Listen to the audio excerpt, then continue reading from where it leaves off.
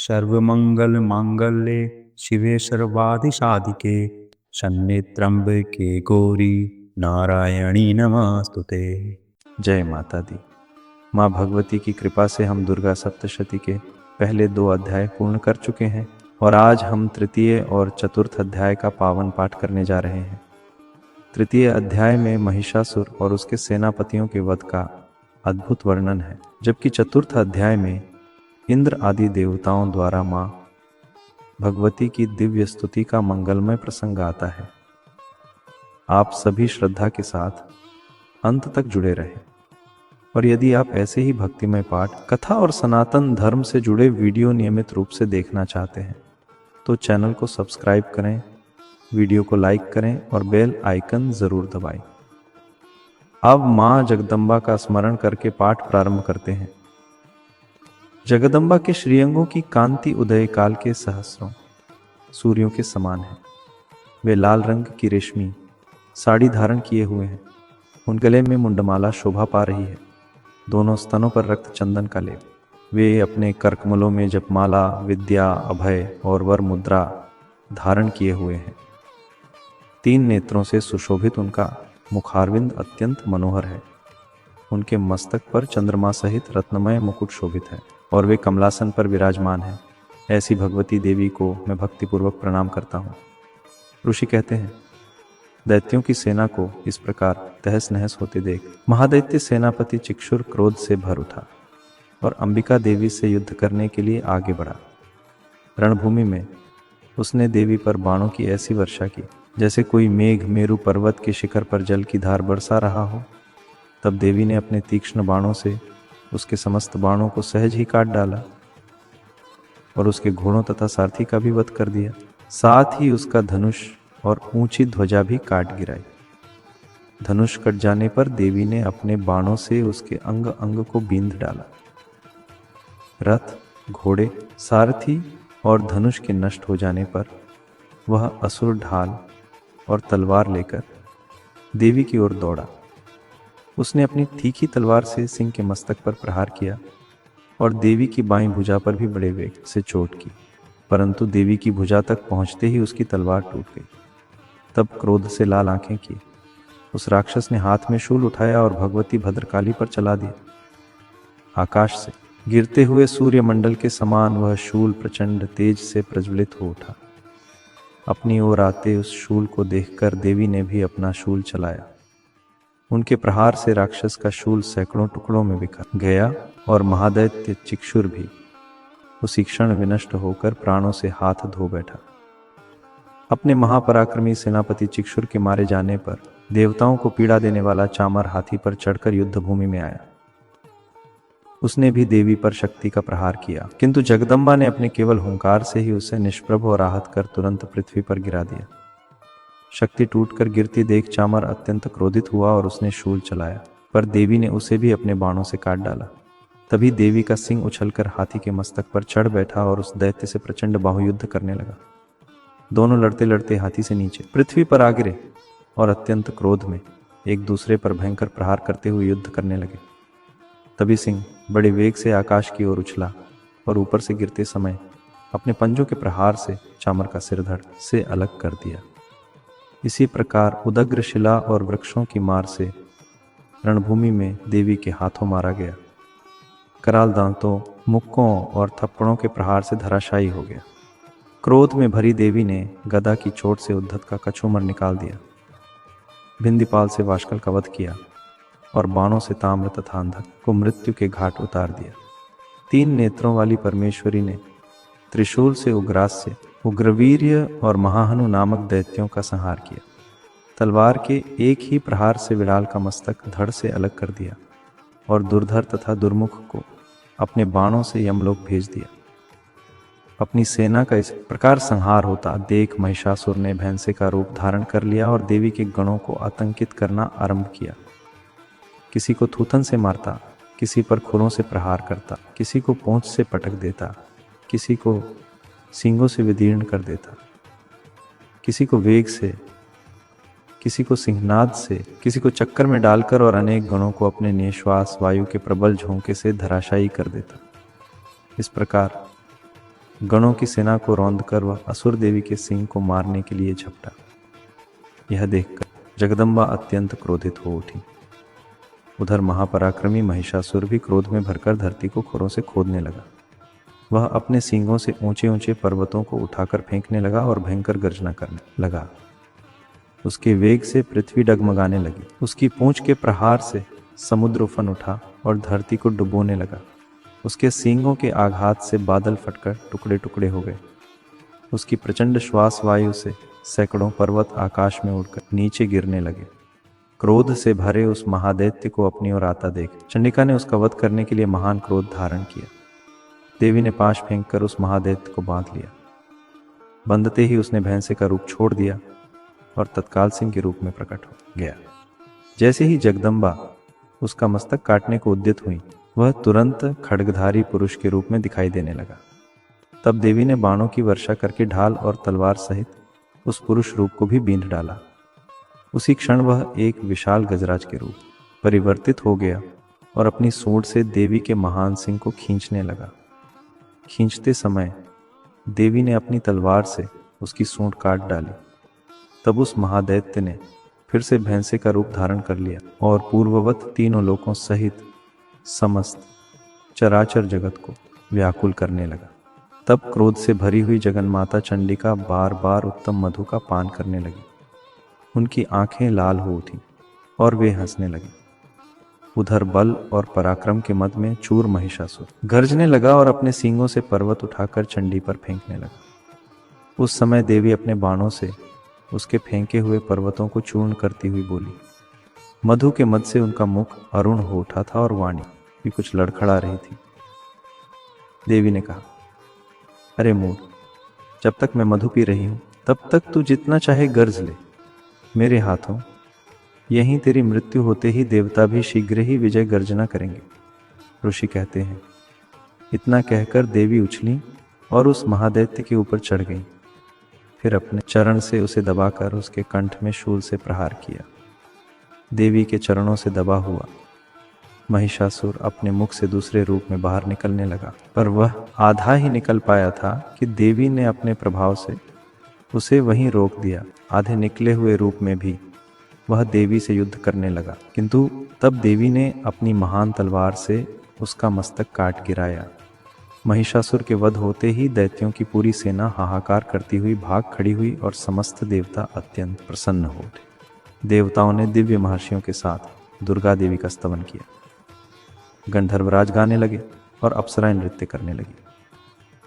इस प्रकार श्री मार्कंडेय पुराण के सावर्णिक मनवंतर की कथा में देवी महात्म्य के अंतर्गत महिषासुर वध नामक तीसरा अध्याय पूर्ण होता है।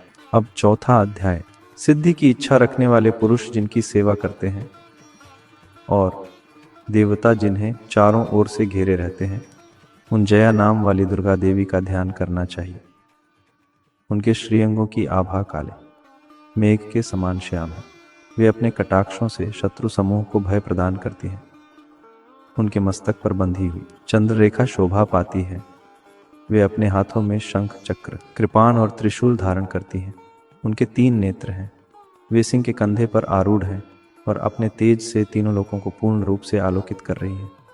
ऋषि कहते हैं, अत्यंत पराक्रमी और दुरात्मा महिषासुर तथा उसकी दैत्य सेना जब देवी के हाथों मारी गई, तब इंद्र आदि देवता गर्दन और कंधे झुकाकर भगवती दुर्गा को प्रणाम करने लगे। अत्यधिक हर्ष के कारण उनके सुंदर अंगों में रोमांच छा गया था और वे उत्तम वचनों द्वारा देवी का स्तवन करने लगे। देवता बोले, संपूर्ण देवताओं की शक्तियों का समुदाय ही जिनका स्वरूप है और जिन्होंने अपनी शक्ति से संपूर्ण जगत को व्याप्त कर रखा है, उन समस्त देवताओं और महर्षियों की पूजनीय जगदम्बा को हम भक्तिपूर्वक नमस्कार करते हैं। वे हम सबका कल्याण करें।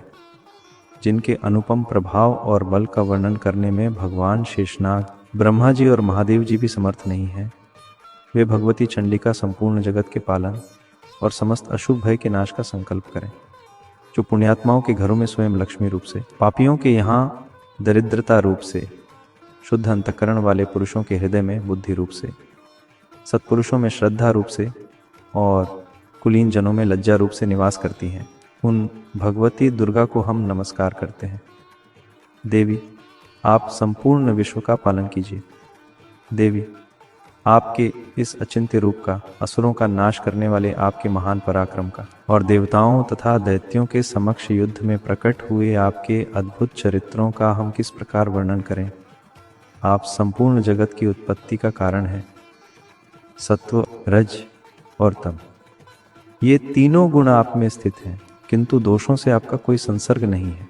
भगवान विष्णु और महादेव जैसे देवता भी आपका पार नहीं पा सकते। आप ही सबका आश्रय है।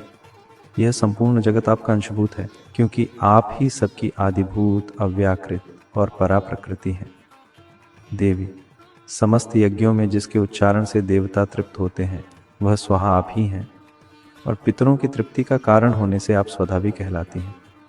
जो मोक्ष की प्राप्ति का साधन है, जो अचिंत्य महाव्रत स्वरूपा है, जो समस्त दोषों से रहित है, जिसे जितेंद्रिय, तत्वनिष्ठ और मोक्ष की इच्छा रखने वाले मुनिजन साधते हैं, वह परा विद्या भी आप ही हैं। आप शब्द स्वरूपा हैं। निर्मल वेद, यजुर्वेद और उद्गीत से सुशोभित सामवेद का आधार भी आप ही हैं। आप त्रयी हैं, भगवती हैं, और इस विश्व की उत्पत्ति तथा पालन के लिए वार्ता अर्थात आजीविका और जीवन व्यवस्था के रूप में प्रकट हुई हैं। आप संपूर्ण जगत की घोर पीड़ा का नाश करने वाली हैं। देवी, जिससे समस्त शास्त्रों के सार का ज्ञान होता है, वह मेधा शक्ति आप ही हैं। दुर्गम भवसागर से पार उतारने वाली नौका रूप दुर्गा भी आप ही हैं। आप कहीं भी आसक्त नहीं हैं। कैटभ के शत्रु भगवान विष्णु के वक्षः स्थल में निवास करने वाली भगवती लक्ष्मी और चंद्रशेखर भगवान द्वारा सम्मानित गौरी भी आप ही हैं। आपका मुख मंद मुस्कान से सुशोभित, निर्मल, पूर्ण चंद्रमा के समान और उत्तम सुवर्ण की आभा से कमनीय है। फिर भी महिषासुर को उस पर क्रोध आया और उसने उस पर प्रहार कर दिया। यह अत्यंत आश्चर्य की बात है। देवी, वही मुख जब क्रोध से लाल हुआ, भौहें तन गईं और वह उदित चंद्रमा की अरुणिमा जैसा विकराल हो उठा, तब उसे देखकर भी महिषासुर के प्राण तुरंत नहीं निकले। यह उससे भी बड़ा आश्चर्य है, क्योंकि क्रोध में भरे यमराज को देखकर कौन जीवित रह सकता है। देवी, आप प्रसन्न हो। आपके प्रसन्न होने पर जगत का अभ्युदय होता है, और क्रोध में भर जाने पर आप तत्काल अनेक कुलों का सर्वनाश कर डालती हैं। अभी हमने यह सब प्रत्यक्ष देखा है, क्योंकि महिषासुर की विशाल सेना आपके कोप से क्षण भर में नष्ट हो गई। सदा अभ्युदय प्रदान करने वाली आप जिन पर प्रसन्न रहती हैं, वही इस संसार में सम्मानित होते हैं, वही धन और यश प्राप्त करते हैं।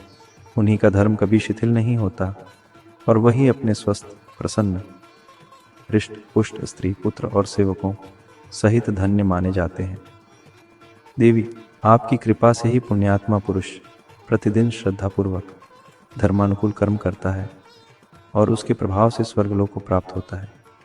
इस प्रकार आप निश्चय ही तीनों लोकों में मनोवांछित फल देने वाली हैं।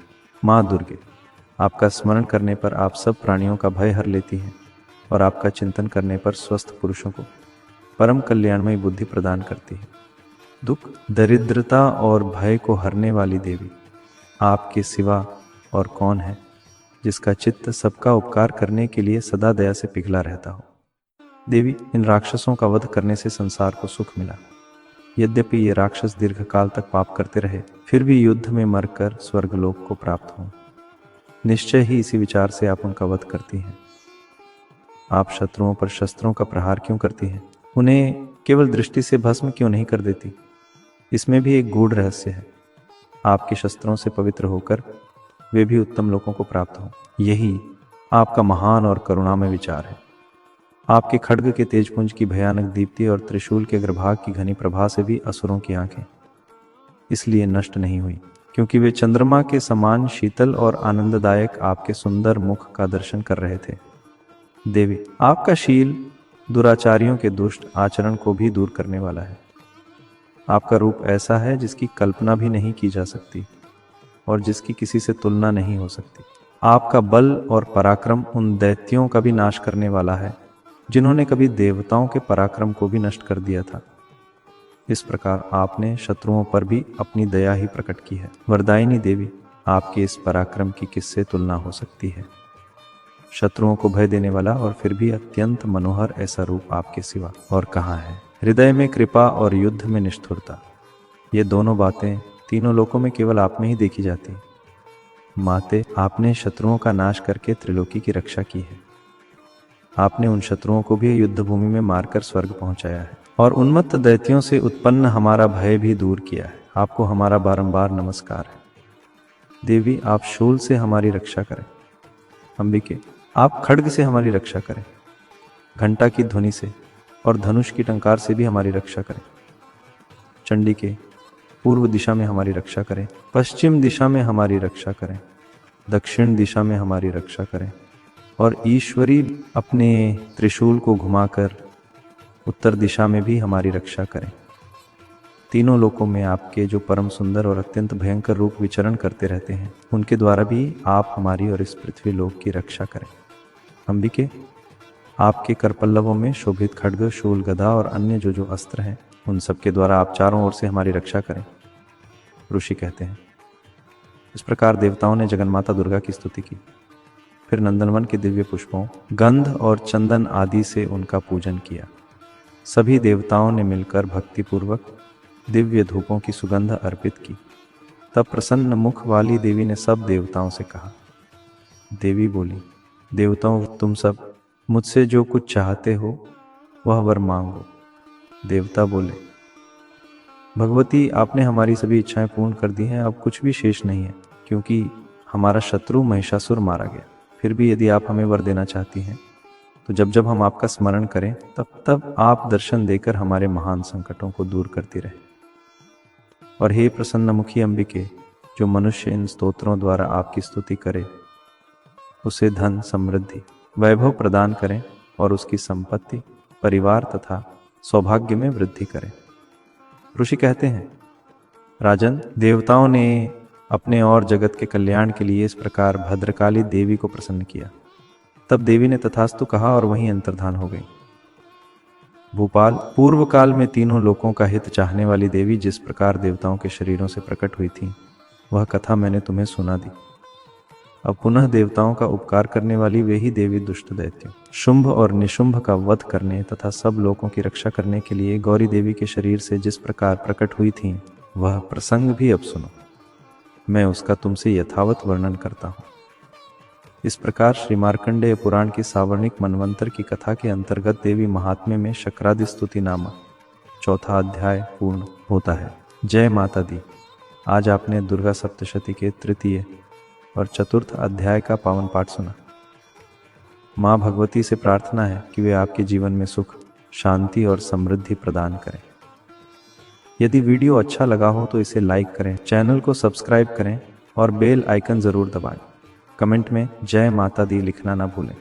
अब बहुत जल्द मिलते हैं दुर्गा सप्तशती के पंचम अध्याय के साथ। जय माता दी।